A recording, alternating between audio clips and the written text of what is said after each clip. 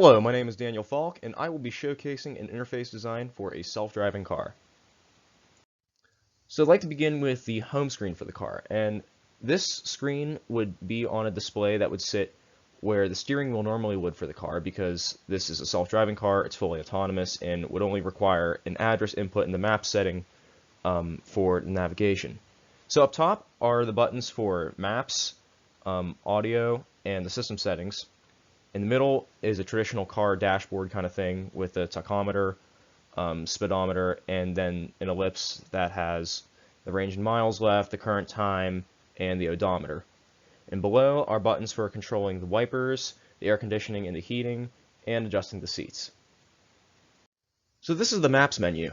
This is powered by Google Maps' GPS system, so getting from point A to B with this car is about as simple as using the Google Maps app.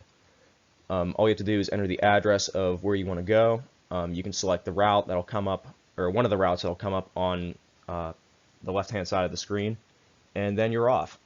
In order to return to the home screen, all you have to do is type that or tap that blue back button that's sitting at the bottom left of the screen.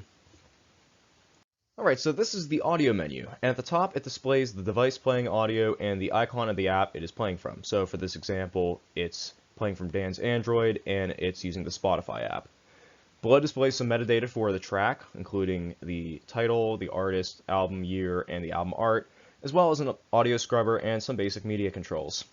To the far right is a volume slider where the user can slide up or down to either increase or decrease the output volume. And like the last screen and the screens that will follow, the blue back button is at the bottom left and will take you back to the home screen. Now this is the system menu. The four buttons are symmetrically and equidistantly placed next to each other to create grouping by proximity. Devices would be options for adding or removing paired devices to the car. Date/time is for adjusting the date or time as displayed in the car. Info would bring up a menu for driving history or mileage, and finally, Advanced would cover other in-depth options that would most likely only be needed by power users. Again, the back button returns to the home screen. This is the wipers menu. The intensity of the blades can be adjusted via the slider, and fluid can be sprayed by pressing the button. Below is also a message signifying how much wiper fluid remains. Again, pressing back returns to home. This is the menu for air conditioning and heat. Now on the left are the controls for the driver's side, and the right has controls for the passenger. The temperature can be adjusted via the vertical sliders, with swiping up increasing and swiping down decreasing the temperature. The horizontal sliders at the top are for adjusting the intensity, with the left being less intense or completely off, and the right increasing its intensity. Finally, next to the temperature is an air symbol. Now tapping this switches it between being heat, air conditioning, or just being off. Orange is heat, blue is AC, and black is off. Again, the back button at the corner will take you back to the home screen. This is the menu for adjusting seats.